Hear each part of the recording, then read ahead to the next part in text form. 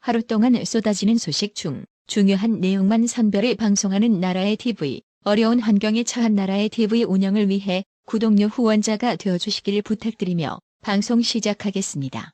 개방되어진 청와대의 이곳저곳을 보니 정말 말로만 듣는 구중궁궐이 따로 없었습니다. 이런 구중궁궐에 갇혀 있었으니 참모진들이 전해주는 지지층 민심만 전해 들은 채 문재인은 자신을 향한 원망과 원성의 소리로 가득 찬 진짜 민심에는 귀 막고 지내지 않았을까라는 생각도 듭니다. 문재인은 아마도 퇴임 후 양선 사저로 내려가면 자신을 열렬히 지지해줄 환영객만 있을 거라고 생각했을지도 모르겠습니다. 진짜 그렇게 생각했다면 큰 착각이었습니다. 지금 문재인 양선 사저에는 매일 같이 문재인을 규탄하는 목소리들로 채워지고 있습니다. 심지어 14일 토요일에는 백신 피해자 가족협의회까지 문재인 사저에서 분노의 시위를 벌였습니다. 코백회 김두경 회장은 백신 부작용에 대해 문재인 좌파 정권이 책임을 지겠다고 국민 앞에서 한 약속을 지키지 않았다. 대통령으로서 직무를 유기한 것이라고 말했습니다. 이어 그는 백신 부작용 사례가 발생하고 사망자가 속출하고 있음에도 부작용에 대한 구체적인 안내 없이 백신 패스를 도입하고 백신 접종도 강요했다고 강조했습니다. 코백회에 따르면 지난 1일 기준 백신 접종 후 이상 반응 환자는 46만 7,687명으로 이 중 중증 환자 수와 사망자 수는 각각 1만 8,828명과 2,133명에 달합니다. 이날 피해자 가족의 호소하기로 이어졌습니다. 제주도에서 온 53세 이남은 씨는 지난해 8월 임용고시를 앞둔 딸을 먼저 하늘나라로 보냈습니다. 이남은 씨는 내 딸은 백신에 학살당했는데 문재인 당신은 무슨 자격으로 자유를 얻나.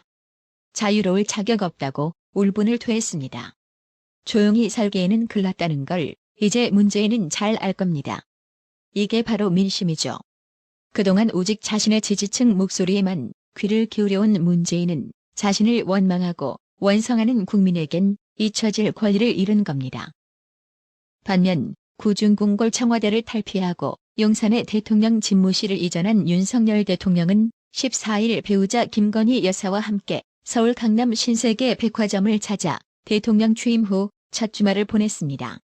예정에 없는 비공식 일정인 것으로 알려졌습니다. 취임 후 첫 주말 부부 동반으로 시내 백화점에 들러 쇼핑을 한 것입니다. 윤석열 대통령과 김건희 여사는 이날 오후 3시쯤 신세계 강남점의 모습을 드러냈습니다. 이날 윤석열 대통령과 김건희 여사는 신발 쇼핑 이후 서울 종로구 전통시장인 광장시장을 찾았습니다. 윤석열 대통령 부부는 시장을 돌며 빈대떡, 떡볶이, 순대, 만두 등을 산 것으로 알려졌습니다. 대통령실 기자단에 별도로 공지된 일정이 아니었습니다. 대통령 내외의 쇼핑 소식은 현장에 있던 시민들이 사진을 찍어 SNS, 지역 인터넷 커뮤니티에 올리거나 지인들에게 문자 메시지를 보내면서 알려졌습니다. 한마디로 출범 시작부터 쇼지랄하던 문재인과는 차별적인 행보를 하고 있다는 뜻입니다.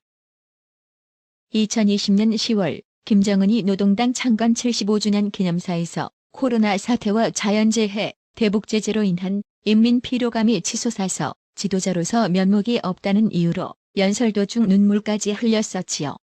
그로부터 약 2년 후 북한의 코로나 상황이 나아졌는가 싶었지만 감추고 숨긴 내관이 결국 터지고 말았습니다. 2022년 5월 14일 우한 코로나가 급속도로 확산되고 있다는 소식과 함께 13일 하루 동안 17만 4천여 명의 발열 환자가 새로 발생해 이 중 21명이 사망했다고 북한 당국이 밝혔습니다. 하지만 이 발표 또한 워낙 내부 사정을 잘 숨기는 족속들이라 실제 사망자 수는 더 많을 걸로 추정이 됩니다. 근데 더 큰 문제는 핵무기에 온통 전력을 쏟고 있던 북한이 엄청나게 낙후된 의료시설과 턱없이 부족한 코로나 백신으로는 코로나 대응을 제대로 하기가 수월치 않다라는 점입니다. 그래서 나온 게 평양을 비롯 각 도시 봉쇄 조치인데요. 일부 전문가들은 인민들의 봉기를 막고자 코로나 확산을 공개한 뒤 도시 봉쇄한 거라는 분석을 내놓고 있습니다. 한마디로 핵이 아니라 슈퍼전염체 코로나로 졸망위기에 처했습니다. 한편 북한이 오는 21일 조 바이든 미국 대통령 방한을 전후로 전술핵 폭파 시험을 준비하는 가운데 한국군 특수임무여단이 미군 특수부대용 수송기와 함께 미공군 기지에서 연합훈련을 처음으로 실시했습니다. 14일 미공군은 한국 공군의 C-130 수송기가 지난 12일 미주리주 세인트 조셉에 있는 로즈크랜스 미 공군 주방위군 기지 내 항공수송전술 훈련센터에서 아칸소주 다마스쿠스 리틀러 공군 기지와 텍사스 다이스 공군 기지 파견 요원들과 고등전술 항공 승무원 과정에 참가 중이라고 밝혔습니다. 미 공군 홈페이지는 MC-130K 수송기와 미군의 C-130 수송기가 활주로에 함께 있는 사진을 공개했습니다. 해당 소식에 네티즌들은 한국의 참수부대 든든하다. 이제서야 나라가 정상으로 돌아왔네. 남파간첩이 국정을 농단하던 지난 5년은 참으로 불안하고 억장이 무너지는 듯 했다라며 삶은 소대가리는 보고 있냐? 이게 나라다. 북괴똥돼지 한 마리에 뭘 그리 잘못해서 개 끌리듯 끌려다녔나라고 힐난했습니다. 윤석열 대통령이 한동훈 법무부 장관 후보자 임명을 강행할 수 있다는 관측이 나오는 가운데 한동훈 후보자가 연루됐던 채널A 사건 무혐의 처분을 미루며 한동훈 후보자와 각을 세웠던 이성윤 서울고검장의 거취에 관심이 모아지고 있습니다. 친정부 성향의 이성윤 고검장은 검수완 박 국면에서 한 차례 사의를 표명했지만 공무원이 기소 중인 상태에선 사표 수리를 허용하지 않는 규정 때문에 검찰을 떠나고 싶어도 떠날 수 없는 상황에 놓였습니다.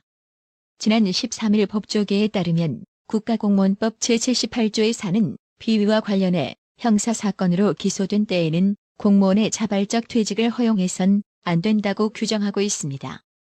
김학의 전 법무부 차관 불법 출국 금지 수사를 무마한 직권남용 혐의로 불구속 기소된 이규원 고검장도 이에 해당한다는 지적입니다.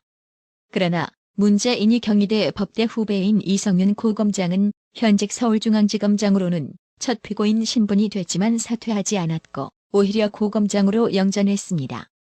당시 박범계 법무부 장관은 수원지검 수사팀의 기소에도 불구하고 이성윤이를 직무 폐지하지 않았습니다. 이성윤 고검장은 채널A 사건으로 고발된 한동훈 후보자를 무혐의 처분해야 한다는 수사팀 보고를 수차례 반려하는 등 이른바 윤석열 사단과는 끈질기게 대립했습니다. 한동훈 체제가 출범하면 이성윤 고검장은 검찰을 떠나지 못할 경우 좌천될 가능성이 높다는 관측입니다.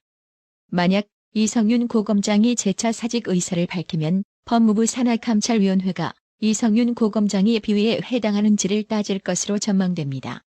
법조계 관계자는 감찰위가 기소된 이성윤 고검장에 대해 비위로 판단할 것으로 보인다고 말했습니다. 한마디로 문재인 좌파 정권의 딸랑이 짙하던 이성윤이는 엿되었다 이겁니다. 마지막은 여론조사 소식입니다. 오는 6월 1일 지방선거와 함께 치러지는 재보궐선거에 이재명이 인천 계양을 후보로 나선 것에 대해 인천 시민 가운데 반대한다는 의견이 과반을 넘는 것으로 나타났습니다. 피플네트워크스 리서치 P&R의 뉴데일리 의뢰로 지난 13일에서 14일 인천광역시 만 18세 이상 남녀 802명을 대상으로 이재명 전 경기지사의 계양을 출마에 대한 의견을 물은 결과 반대한다는 응답자가 50.8%로 나타났습니다. 반면 찬성한다는 의견은 43.1%였습니다.